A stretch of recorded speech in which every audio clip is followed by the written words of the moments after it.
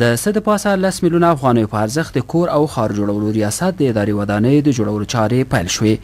د ولایت مقام د خبرپاڼې په بنسټ د 10 میلیونه 914,112 افغانیو په ارزښت په مرکز مهترلام کې د سلطان غازي بابا په ښارګوټي کې د لغمان د کور او ښار جوړولو ریاست د اداري ودانۍ د جوړولو چارې نن د لغمان والي عبدالجبار نعیمي د ولایتي شورا د رئیس محمد رفیع مموزي او غړو د ولایتي ادارې د یو شمېر مسؤلینو او د یادې سیمې د قومي مشرانو او ځوانانو په لاسونو د بنسټ ډبرې په ایښودو سره پیل شوې.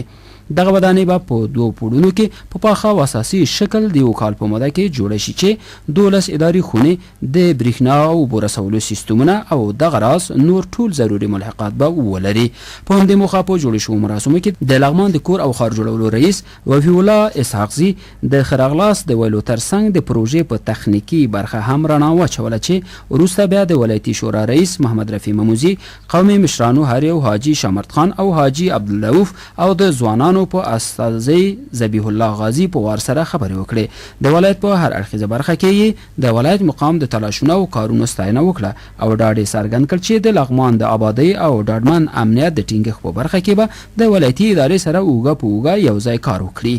ورپسې د اړوند شرکت مسؤل ژمنه وکړه چې د پروژې پر وخت د تطبیق او په ښه کیفیت کې د کارونو په ترسره کولو کې به وروسته نه پاتې کیږي او خپلې چارې به په ښه توګه سمبالوي. وروسته لغمان والي عبدالجبار نعیمي په خپلو خبرو کې یووالی د ټولو پرمختګونو اساس په ګوته کړ او د پروژو د تطبیق په برخه کې د ولسونو همکاري او ملاتړ اړینه وبلله.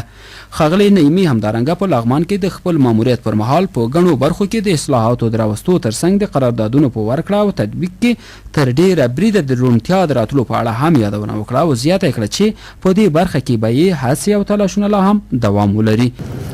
موږ نن د کور او ښار جوړولو د ریاست د تعمیر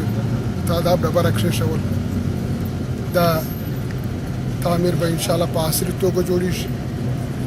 او په 1 کال کې به دغه تعمیر د خپل نقشې سره سم تکمیل کېږي. دا د کور او ښار جوړولو د وزارت بودیجه او 10 میلیونه 9 لکه افغانۍ ورباندې لګښت راځي او زه امیدوار یم چې دا تعمیر په خپل وخت په ښه کیفیت سره سرته ورسیږي او زموږ په راتلونکي کې انشاءالله په څو میاشتو کې به نور هغه تعمیرونه چې په پلان کې دي د هغوی د تعداد ډبره به وږدو. په 2 کاله کې به دننه په لغمان کې به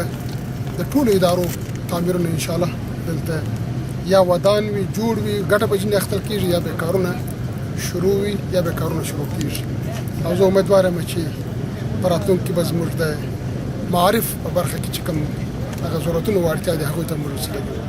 لغمان والي په لغمان کې د ټولو پروژو په قراردادیانو غږ وکړ چې د پروژو پر وخت تطبیق، کیفیت او په معیاري توګه سرته رسېدو ته خاصه توجه وکړي او د دې ترڅنګ اړونده ریاستونو ته دنده وسپارله چې په کلکه د خپلو پروژو قوي نظارت او څارنه وکړي.